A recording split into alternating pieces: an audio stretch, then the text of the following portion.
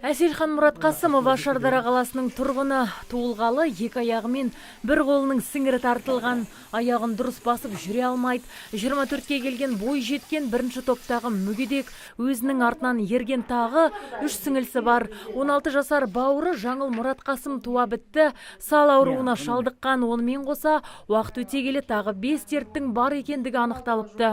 Бұл қыздардың анасы 10 жыл бұрын 32 жасында 5-ші сәбиін босанар кезінде көз жұмған, ал әкесі екінші әйел алып жеке отбасын құрып кеткен. Содан бері әкелерінің туған әпкесі қыздарға өзі қамқор болыпты, бірақ 60-ты алқымдаған алтын апаның денсаулығы сыр беріп, 3 жылдан бері төсек тартып қалған. Енді мүгедек сіңілісі мен апасына қамқор болу 24 жасар Жарымжан Әселханның мойнына жүктелген.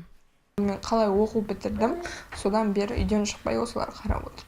Оған дейін кім қарады? Оған дейін сіңілдерім қараған.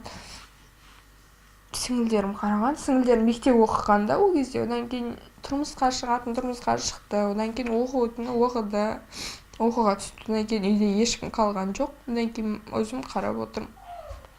Өзіңізде туылғаннан? Иә, өзімде туылғаннан бірінші группа инвалидпін. Әселханның 1994 жылғы сіңілісі Салтанат тұрмыста, ал одан кейінгі бауыры Көкшетауда білім алуда. Екеуінің де денсаулығы жақсы, бірақ бірі отбасылық, екіншісі оқуына байланысты бауырларының қасында ұзақ уақыт қала алмайды. Қыздар мүгедектігіне байланысты үй кезегіне кезекке де тұрған, алайда баспанаға қашан қол жеткізетіндігі белгісіз. Әселхан 2 жарым жанға қамқор болып үйінен шыға алмайды, дегенмен бұл мәселеге қатысты аудандық әкімдіктегілердің өз жауабы дайын екен. Билік өкілдері Мұратқасымовтардың жағдайын назардан тыс қалдырмаймыз деп уәделерін үйіп төкті.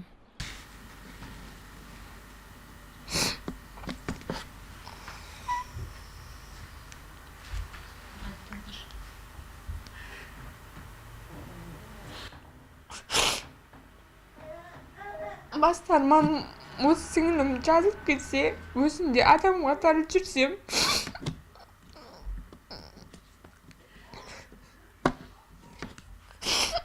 Әсел мүмкіндігі шектеулі апасы мен сіңілісіне қарау үшін армандаған оқуынан бас тартқан. Өзі дұрыс жүре алмаса да үй шаруасындағы тірлік мойнында. Бұл үйде жарым жандар үшін ешқандай жағдайда жасалмаған.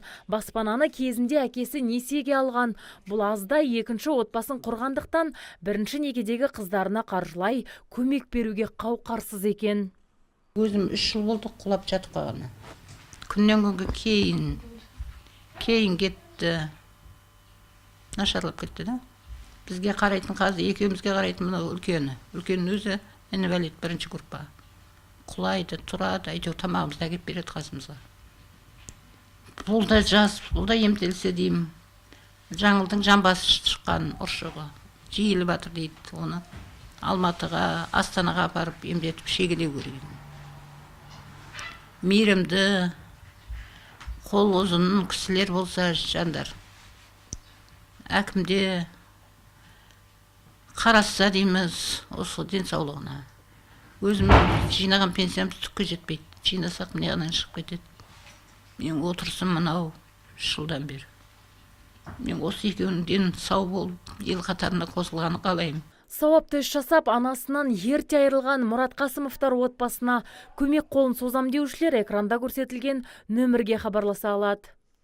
Азиза Мадияр, Талғат Қырғызалиев, Абзал Тұрабеков, ТВК телеарнасының жаңалықтар қызметі.